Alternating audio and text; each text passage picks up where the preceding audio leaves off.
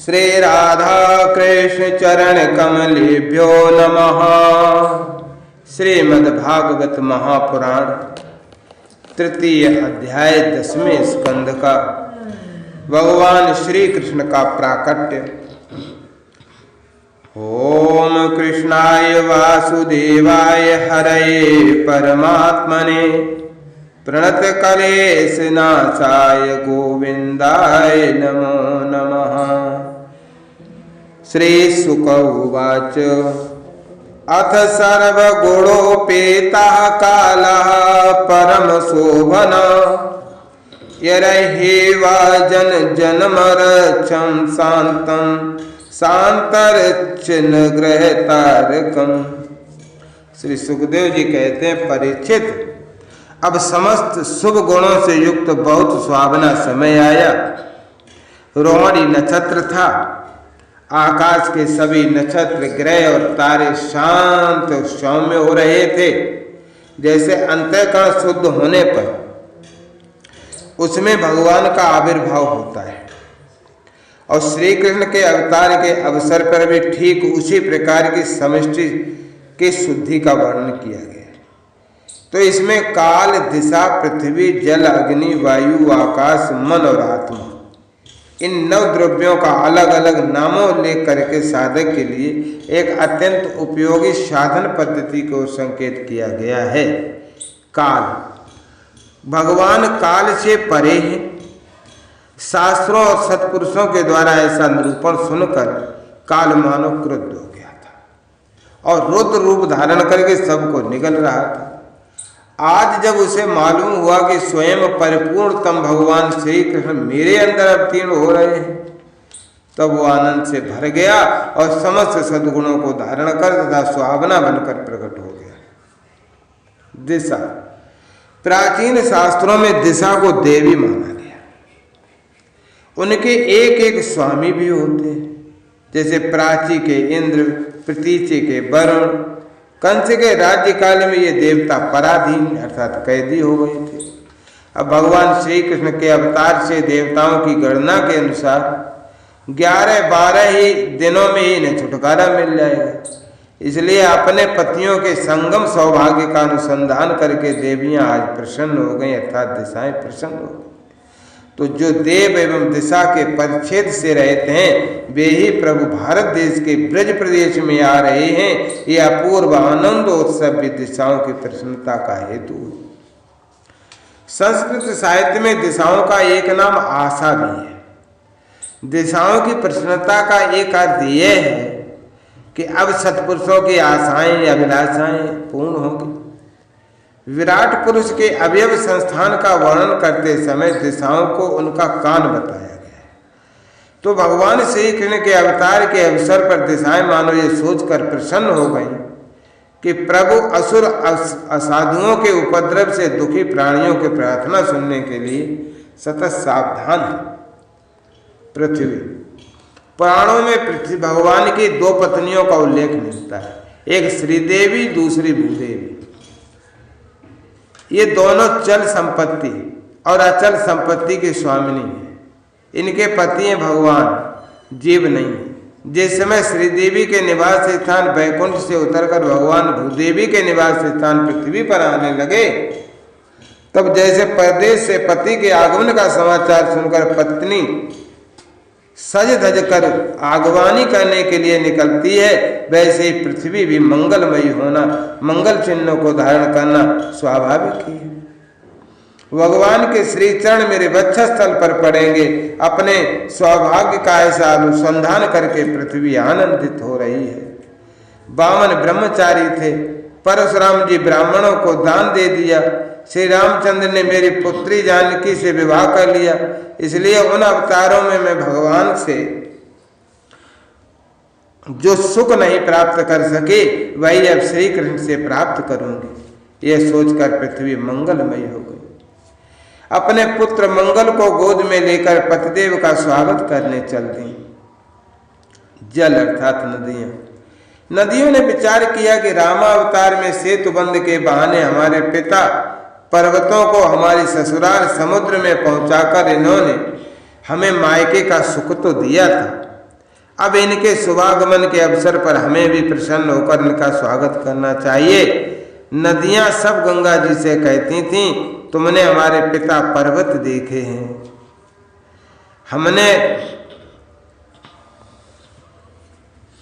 नदियां सब गंगा जी से कहती थीं कि तुमने हमारे पिता पर्वत देखे हैं, अपने पिता भगवान विष्णु के दर्शन कराओ ना। गंगा जी ने सुनी अनसुनी कर दी। अब वे इसलिए प्रसन्न हो गए कि अब हम स्वयं ही देख लेंगे। यदि भगवान समुद्र में नित्य निवास करते हैं, फिर भी ससुराल होने के कारण वे उन्हें वहां देख नहीं पाती। अब उन्हें पूर्ण रूप से देख सकेंगे, इसलिए नदियां भी निर्मल हो गई। निर्मल हृदय को भगवान मिलते हैं, इसलिए भी निर्मल हो गई। नदियों का जो सौभाग्य किसी अवतार में नहीं मिला, वो कृष्ण अवतार में मिला। श्री कृष्ण की चतुर्थ पटरानी है श्री कालिंदी जी। अवतार लेते ही यमुना जी के तट पर जाना।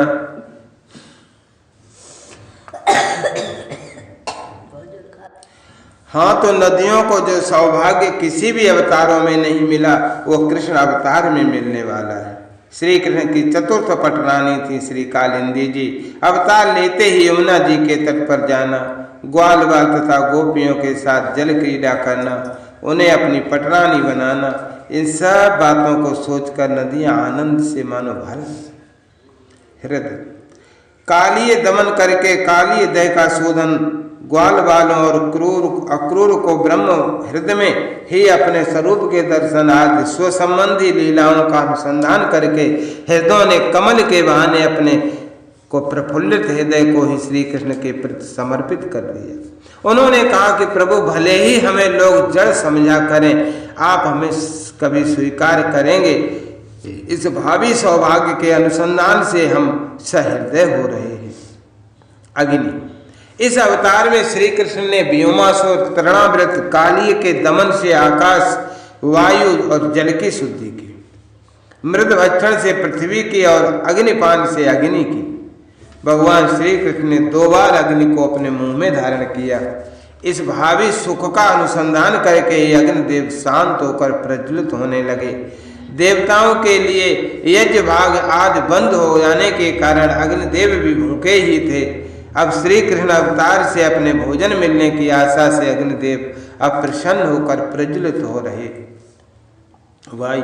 उदार शिरोमणि भगवान श्री कृष्ण के जन्म के अवसर पर वायु ने सुख लुटाना प्रारंभ किया, क्योंकि समानशील से ही मैत्री होती है। जैसे स्वामी के सामने सेवक प्रजा अपने गुण प्रकट करके उसे प्रसन्न करती है, वैसे ही वायु भगवान के सामने अपने गुण प्रकट करने लगे।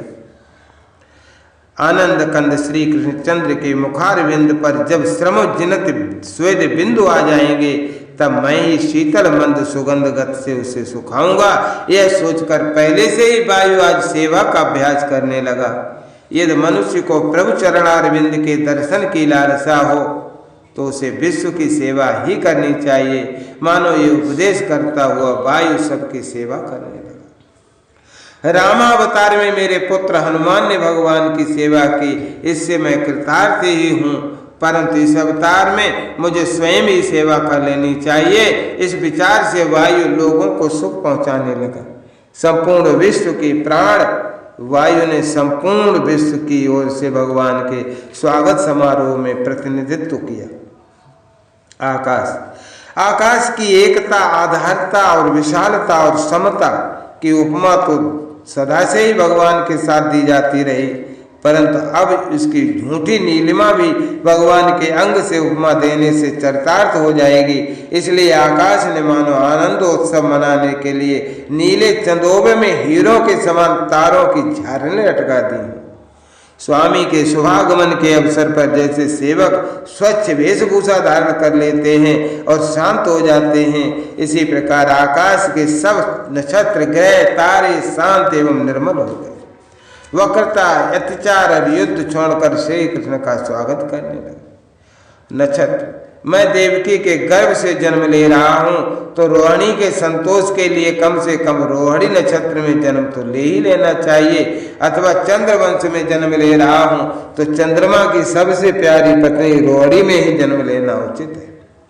ये सोचकर भगवान ने रोहिणी नक्षत्र में जन्म लिया। मन, योगी मन का निरोध करते हैं, मुमुक्षु निर्विषय बनाते हैं, जिज्ञासु बाध करते हैं। तत्वज्ञों ने तो मन का सत्यानाश ही कर दिया। भगवान के अवतार का समय जानकर इस मन ने सोचा कि अब तो मैं अपनी पत्नी, इंद्रियों और विषय, बाल बच्चों सबके साथ ही भगवान के साथ खेलूंगा। निरोध और बाध से पिंड छुटा, इसी से मन प्रसन्न हो गया। निर्मल को भी भगवान मिलते हैं, इसलिए मन निर्मल हो गया। वैसे शब्द, स्पर्श, रूप, रस, गंध का परित्याग कर देने पर भगवान मिलते हैं। अब तो स्वयं भगवान ही वो सब बनकर आ रहे हैं। लौकिक आनंद भी प्रभु में ही मिलेगा, ये सोचकर आज मन बहुत प्रसन्न हो गया। वसुदेव के मन में निवास करके ये ही भगवान प्रकट हो रहे हैं, वो हमारी ही जाति के हैं, इस सोचकर मन और प्रसन्न हो गया। सुमन अर्थात देवता और शुद्ध मन को सुख देने के लिए भगवान अवतार हो रहा है, ये जानकर सुमन प्रसन्न हो गए। संतों में, स्वर्ग में और उपवन में सुमन अर्थात शुद्ध मन, देवता और पुष्प आनंदित हो गए, क्योंकि क्यों न हो माधव अर्थात विष्णु और वसंत का आगमन जो हो रहा है। भाद्र मास, भद्र अर्थात कल्याण देने वाला, कृष्ण पक्ष स्वयं कृष्ण से संबद्ध है। अष्टमी तिथि पक्ष के बीचों को संधि स्थल पर पड़ती है। रात्रि योगी जनों को प्रिय है। निशीथ यतियों के संध्या काल और रात्रि के 2 भागों की संधि है। उस समय श्री कृष्ण के आविर्भाव का अर्थ है अज्ञान के घोर अंधकार में दिव्य प्रकाश। निशानाथ चंद्र के वंश में जन्म लेना है तो निशा के मध्य भाग में अवतीर्ण होना उचित भी है। अष्टमी के चंद्रोदय का समय भी वही है। यदि वसुदेव जी मेरा जात कर्म नहीं कर सकते तो हमारे वंश के आदि पुरुष चंद्रमा समुद्र स्नान करके अपने कर किरणों से अमृत का वितरण करें। दिशाएं स्वच्छ प्रसन्न थीं, निर्मल आकाश में तारे जगमगा रहे थे। पृथ्वी के बड़े बड़े नगर, छोटे छोटे गांव, अहीरों की बस्तियां और हीरों आदि की खानें मंगलमय हो रही थीं। नदियों का जल निर्मल हो गया था। रात्रि के समय भी सरोवरों में कमल खिल रहे थे। वन में वृक्षों की पंक्तियां रंग बिरंगे पुष्पों और गुच्छों से लद गईं। कहीं पक्षी चहक रहे थे तो कहीं भौरे गुनगुना रहे थे। उस समय परम पवित्र शीतल मंद सुगंध वायु अपने स्पर्श से लोगों को सुखदान करती हुई बह रही थी। ब्राह्मणों की अग्निहोत्र की कभी न बुझने वाली अग्नियां जो कंस के अत्याचार से बुझ गई थीं, वे आज स्वयं अपने आप जल उठी। संत पुरुष पहले से ही चाहते थे कि असुरों की बढ़ती न होने पाए। अब उनका मन सहसा प्रसन्नता से भर गया। जिस समय भगवान के आविर्भाव का अवसर आया, स्वर्ग में देवताओं की धुंधमियां अपने आप बज उठी। किन्नर और गंधर्व मधुर सुर में गाने लगे। सिद्ध और चारण भगवान के मंगलमय गुणों की स्तुति करने लगे। विद्याधरियां अप्सराओं के साथ नाचने लगी। बड़े बड़े देवता और ऋषि मुनि आनंद से भरकर पुष्पों की वर्षा करने लगे। जल से भरे हुए बादल समुद्र के पास जाकर धीरे धीरे गर्जना करने लगे। ऋषि मुनि और देवता जब अपने सुमन की वर्षा करने के लिए मथुरा की ओर दौड़े, तब उनका आनंद भी पीछे छूट गया और उनके पीछे पीछे दौड़ने लगा। उन्होंने अपने निरोध और वाद संबंधी सारे विचार त्याग कर मन को श्री कृष्ण की ओर जाने के लिए मुक्त कर दिया, उन पर निछावर के दिया। मेघ समुद्र के पास जाकर मंद मंद गर्जना करते हुए कहते हैं, जलनिधे, ये तुम्हारे उपदेश पास आने का फल है कि हमारे पास जल ही जल हो गया। अब ऐसा कुछ उपदेश करो जैसे तुम्हारे भीतर भगवान रहते हैं वैसे हमारे भीतर रहे। बादल समुद्र के पास जाते हैं, कहते हैं, समुद्र तुम्हारे हृदय में भगवान रहते हैं, हमें भी उनका दर्शन प्यार प्राप्त करवा दो ना। समुद्र ने थोड़ा सा जल देकर कह देता है, अपनी उत्ताल तरंगों से ढकेल देता है, जाओ अभी विश्व की सेवा करके अंतःकरण शुद्ध करो, तब भगवान के दर्शन होंगे। स्वयं भगवान मेघ श्याम बनकर समुद्र से बाहर ब्रज में आ रहे हैं। हम धूप में उन पर छाया करेंगे, अपनी फुइयां बरसाकर जीवन निछावर करेंगे और उनकी बांसुरी के सुर ताल पर ताल देंगे। अपने इस सौभाग्य का अनुसंधान करके आज बादल समुद्र के पास पहुंचे और मंद मंद गर्जना करने लगे। मंद मंद इसलिए कि ये ध्वनि प्यारे श्री कृष्ण के कानों तक न पहुंच जाए। जन्म मृत्यु के चक्र से छुड़ाने वाले जनार्दन के अवतार का समय था निशीथ। चारों ओर अंधकार का साम्राज्य था। उसी समय सबके हृदय में विराजमान भगवान विष्णु देव रूपणी देवकी के गर्भ से प्रकट हुए, जैसे पूर्व दिशा में 16 कलाओं से पूर्ण चंद्रमा का उदय हो गया हो। वसुदेव जी ने देखा कि उनके सामने एक अद्भुत बालक है। उसके नेत्र कमल के समान कोमल विशाल हैं। 4 सुंदर हाथों में शंख गदा और चक्र कमल लिए हुए हैं। वक्षस्थल पर श्री वत्स का चिन्ह है। अत्यंत सुंदर सुवर्णमयी रेखा है। गले में कौस्तुभ मणि झिलमिला रही है। वर्षाकालीन मेघ के समान परम सौंदर्य श्यामल शरीर पर मनोहर पीतांबर फहरा रहा है। बहुमूल्य वैदूर्य मणि की किरीट और कुंडल की कांति से सुंदर सुंदर घुंघराले बाल सूर्य की किरणों के समान चमक रहे हैं। कमर में चमचमाती करधनी की लड़ियां लटक रही हैं।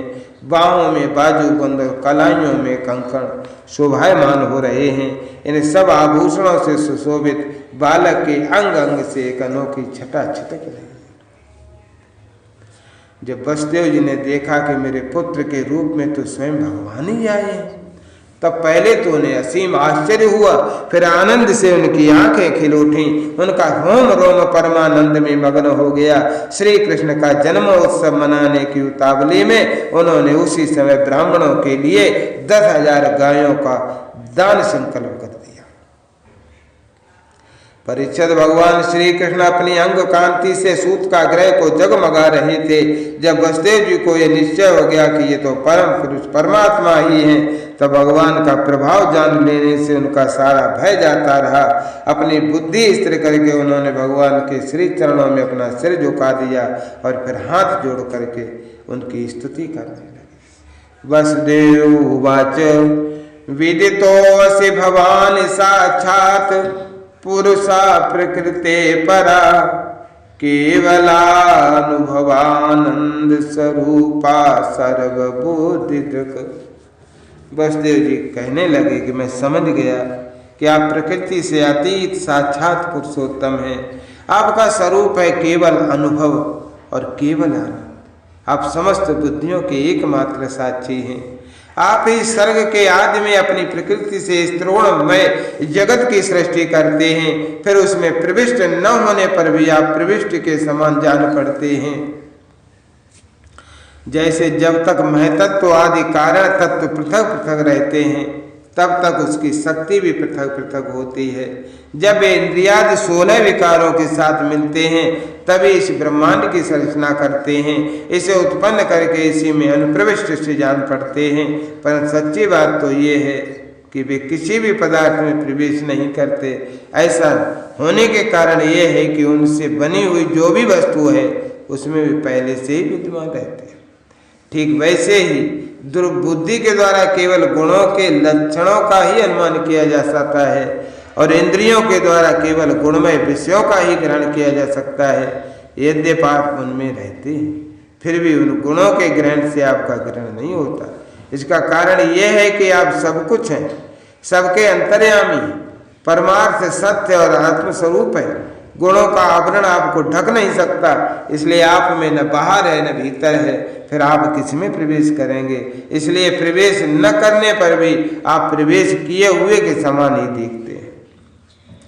जो आपने इन दृश्य गुणों को अपने से पृथक मानकर सत्य समझा है, जो आपने इन दृश्य गुणों को अपने से पृथक मानकर सत्य समझता है, वह अज्ञानी है। क्योंकि विचार करने पर ये देह गेह आदि पदार्थ वाग विलास के सिवा और कुछ नहीं सिद्ध होते। विचार के द्वारा जिस वस्तु का अस्तित्व सिद्ध नहीं होता, बल्कि जो बाधित हो जाती है, उसका सत्य मानने वाला पुरुष बुद्धिमान कैसे हो सकता है? हे प्रभु, कहते हैं कि आप स्वयं समस्त क्रियाओं, गुणों और विकारों से रहते हैं, फिर भी इस जगत की सृष्टि, स्थिति और प्रलय आपसे ही होते हैं। यह बात परम ऐश्वर्यशाली परब्रह्म परमात्मा आपके लिए असंगत नहीं है, क्योंकि तीनों गुणों के आश्रय आप ही हैं। इसलिए इन गुणों के कार्य आदि का आप में ही आरोप किया जाता है।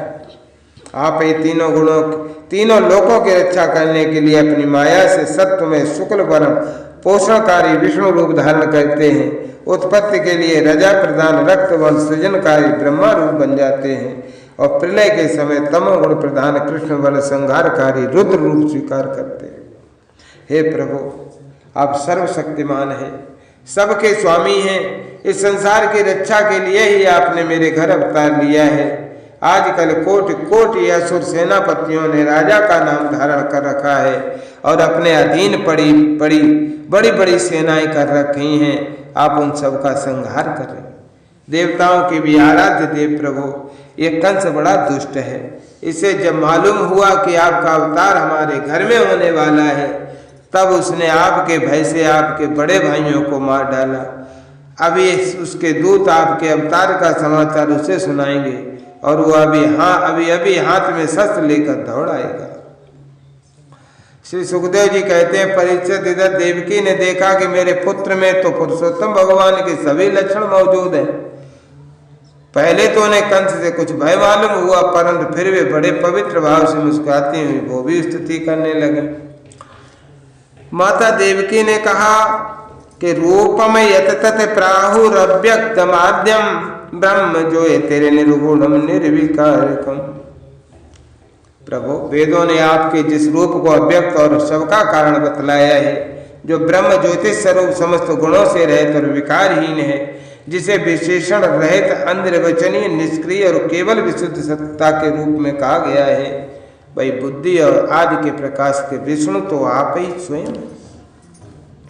जिस समय ब्रह्मा की पूरी आयु 2 परार्थ समाप्त हो जाते हैं, काल शक्ति के प्रभाव से सारे लोक नष्ट हो जाते हैं, पंच महाभूत अहंकार में और अहंकार मय तत्व में, मय तत्व प्रकृति में लीन हो जाता है, उस समय एकमात्र आप ही शेष रह जाते हैं। इसी से आपका एक नाम शेष भी है। प्रकृति के एकमात्र सहायक प्रभु, निमेष से लेकर वर्ष पर्यंत अनेक विभागों में व्यक्त जो काल है, जिसकी चेष्टा से संपूर्ण विश्व सचेष्ट हो रहा है और जिसकी कोई सीमा नहीं है, वो आपकी लीला मात्र है। आप सर्वशक्तिमान हैं, परम कल्याण के आश्रय हैं। मैं तो आपकी शरण लेती हूँ। प्रभु, ये जीव मृत्यु ग्रस्त हो रहा है। यह मृत्यु रूप कराल व्याल से भयभीत होकर संपूर्ण लोकांतरों में भटकता रहा है, परंतु इसे कभी कहीं भी ऐसा स्थान न मिल सका जहां यह निर्भय होकर रहे। आज बड़े भाग्य से इसे आपके चरणार बिंदों की शरण मिल गई। अतः अब ये स्वस्थ होकर सुख की नींद सो रहा है। औरों की तो बात ही क्या, स्वयं मृत्यु भी इससे भयभीत होकर भाग गई। प्रभु, आप हैं भक्त भयहारी और हम लोग इस दुष्ट कंस से बहुत ही भयभीत हैं। अतः आप हमारी रक्षा कीजिए। आपका यह चतुर्भुज दिव्य रूप ध्यान की वस्तु है। इसे केवल मांस मज्जामय शरीर पर ही दृष्टि रखने वाले दयाभिमानी पुरुषों के सामने प्रकट मत कीजिएगा। हे मधुसूदन, इस पापी कंस को ये बात मालूम न हो कि आपका जन्म मेरे गर्भ से हुआ है। मेरा धैर्य टूट रहा है। आपके लिए मैं कंस से बहुत डर रही हूँ। विश्वात्मन, आपका यह रूप अलौकिक है। आप शंख चक्र गदा और कमल की शोभा से युक्त अपना ये चतुर्भुज रूप छिपा लीजिए ना। प्रलय के समय आप इस संपूर्ण विश्व को अपने शरीर में वैसे ही स्वाभाविक रूप से धारण करते हैं जैसे कोई मनुष्य अपने शरीर में रहने वाले छिद्र रूप आकाश को। भाई परम पुरुष परमात्मा, आप मेरे गर्भवासी हुए। ये आपकी अद्भुत मनुष्य लीला नहीं तो और क्या है। श्री भगवान बोले, त्वमेव पूर्व शरगे भूप्रश्ने स्वाम्भुवे सते तदायं सुतपानां प्रजापतिर्कल्मषः। श्री भगवान ने कहा, देवी, स्वयंभुव मनवंतर में जब तुम्हारा पहला जन्म हुआ था, उस समय तुम्हारा नाम था प्रश्नि और ये जो वसुदेव जी हैं सुतपा नाम के प्रजापति थे। तुम दोनों के हृदय बड़े ही शुद्ध थे। जब ब्रह्मा जी ने तुम दोनों को संतान उत्पन्न करने की आज्ञा दी, तब तुम लोगों ने इंद्रियों का दमन करके उत्कृष्ट तपस्या की थी।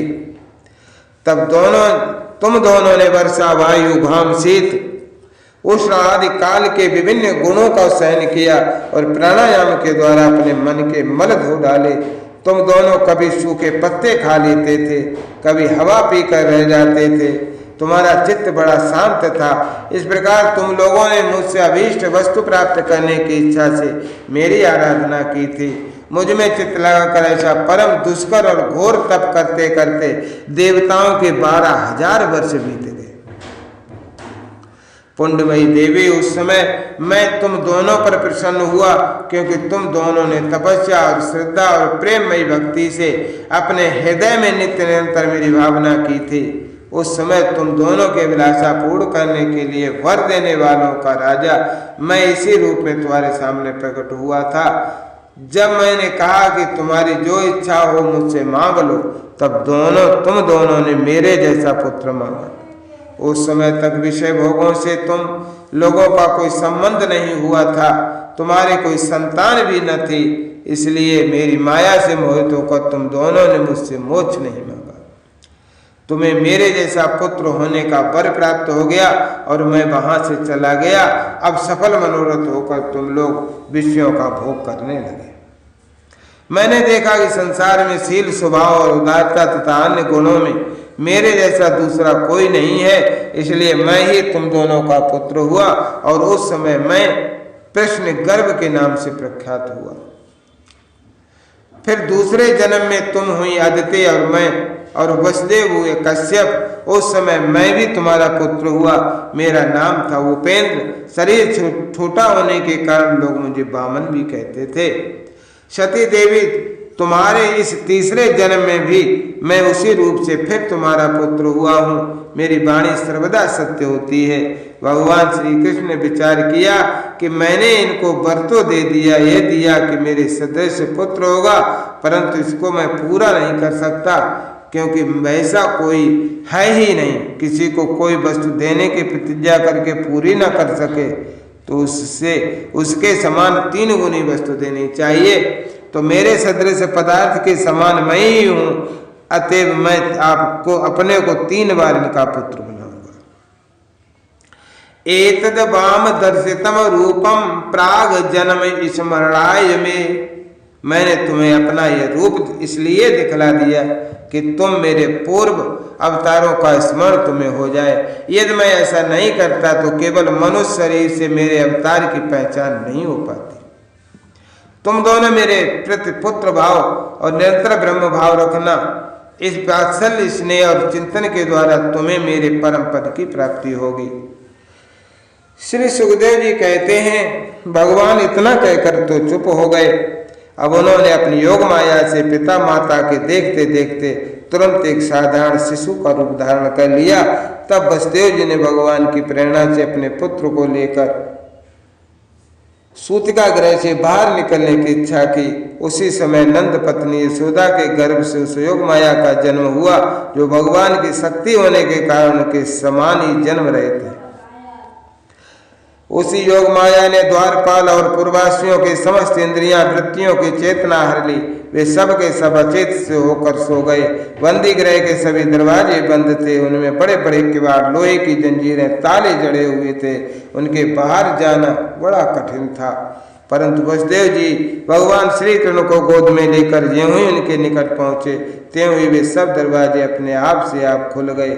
ठीक वैसे ही जैसे सूर्योदय होते ही अंधकार दूर हो जाता है, उस समय बादल धीरे धीरे गरज कर जल की फुहारें छोड़ रहे थे। इसलिए शेष जी अपने फनों से जल को रोकते हुए भगवान के पीछे पीछे चलने लगे। जिनके नाम श्रवण मात्र से शंख जन्मार्जित प्रारब्ध बंधन ध्वस्त हो जाते हैं, वे ही प्रभु जिसकी गोद में आ गए हों, उसकी हथकड़ी बेड़ी खुल जाए, इसमें क्या आश्चर्य की बात। बलराम जी ने विचार किया, मैं बड़ा भाई बना तो क्या, सेवा ही मेरा मुख्य धर्म है। इसलिए वे अपने शेष रूप से श्री कृष्ण के छत्र बनकर जल का निवारण करते हुए चले। उन्हें सोचा कि यदि मेरे रहते मेरे स्वामी को वर्षा से कष्ट पहुंचा तो मुझे धिक्कार है। इसलिए उन्होंने अपना सिर आगे कर दिया, अथवा उन्होंने ये सोचकर कि विष्णुपद आकाशवासी मेघ परोपकार के लिए के लिए अधय पतित होना स्वीकार कर लेते हैं, इसलिए बलि के समान सिर से बंधनी है। उन दिनों बार बार वर्षा होती रहती थी, इससे यमुना जी बहुत बढ़ गई थी। उनका प्रभाव गहरा और तेज हो गया था। तरल तरंगों के कारण जल पर फेन ही फेन हो रहा था। सैकड़ों भयानक भंवर पड़ रहे थे। जैसे सीतापति भगवान श्री राम को समुद्र ने मार्ग दे दिया था, वैसे यमुना जी ने भगवान को मार्ग दे दिया। श्री कृष्ण शिशु को अपनी ओर आते देखकर यमुना जी ने विचार किया, आहा, जिनके चरणों की धूल सत्पुरुषों के मानस ध्यान का विषय है, वे ही आज मेरे तट पर आ रहे हैं। तो वे आनंद और प्रेम से भर गईं। आंखों से इतने आंसू निकले कि बाढ़ आ गई। मुझे यमराज की बहन समझकर श्री कृष्ण अपनी आंख न फेर लें, इसलिए वे अपने विशाल जीवन का प्रदर्शन करने लगे। ये गोपालन के लिए गोकुल में जा रहे हैं। ये सहस्र सहस्र लहरियां गौएं ही तो हैं, ये इन्हीं के समान इनका भी पालन करें। एक काली नाग तो मुझ में पहले से ही रह रहा है, ये दूसरे शेष नाग आ रहे हैं, अब मेरी क्या गति होगी। ये सोचकर यमुना जी अपने थपेड़े से उनका निवारण करने लगे। एकाएक यमुना जी के मन में विचार आया कि मेरे अगाध जल को देखकर कहीं ये श्री कृष्ण सोच न लें कि मैं इसमें खेलूंगा कैसे, इसलिए वे तुरंत कहीं कंठ भर हो गई, कहीं नाभि भर, कहीं घुटनों तक जल वाली हो। वसुदेव जी नंद बाबा के गोकुल में जाकर देखा कि सब गोप नींद में अचेत पड़े हुए हैं। उन्होंने अपने पुत्र को यशोदा जी की सैया पर सुला दिया और उनकी नवजात कन्या लेकर बंदी गृह में लौट आए। जेल में पहुंचकर वसुदेव जी ने उस कन्या को देवकी के सैया पर सुला दिया और अपने पैरों में बेड़ियां डाल ली और पहले की तरह वे बंदी गृह में बंद हो गए। उधर नंद पत्नी यशोदा जी को इतना तो मालूम हुआ कि उन्हें कोई संतान हुई है, परंतु ये बेचारी नहीं जान सकी कि पुत्र है कि पुत्री, क्योंकि एक तो उन्हें बड़ा परिश्रम हुआ था और दूसरे योग माया उन्होंने अचेत कर दिया था। भगवान श्री कृष्ण ने इस प्रसंग में ये प्रकट किया कि जो मुझे प्रेम पूर्वक अपने हृदय में धारण करता है उसके बंधन खुल जाते हैं, जेल से छुटकारा मिल जाता है, बड़े बड़े फाटक टूट जाते हैं, पहरेदारों का पता नहीं चलता, भव नदी का जल सूख जाता है, गोकुल अर्थात इंद्रिय समुदाय की वृत्तियां लुप्त हो जाती हैं, माया हाथ में आ जाती है। इस श्रीमद्भागवते महापुराणे परमहंसायां संहितायां दशम स्कंदे पूर्वार्धे कृष्ण जन्मनि तृतीयो अध्यायः। श्री राधा कृष्ण चरण कमलेभ्यो नमः। राधा राधा राधा राधा राधा राधा राधा, जय राधा जय राधा राधा जय राधा जय श्री राधा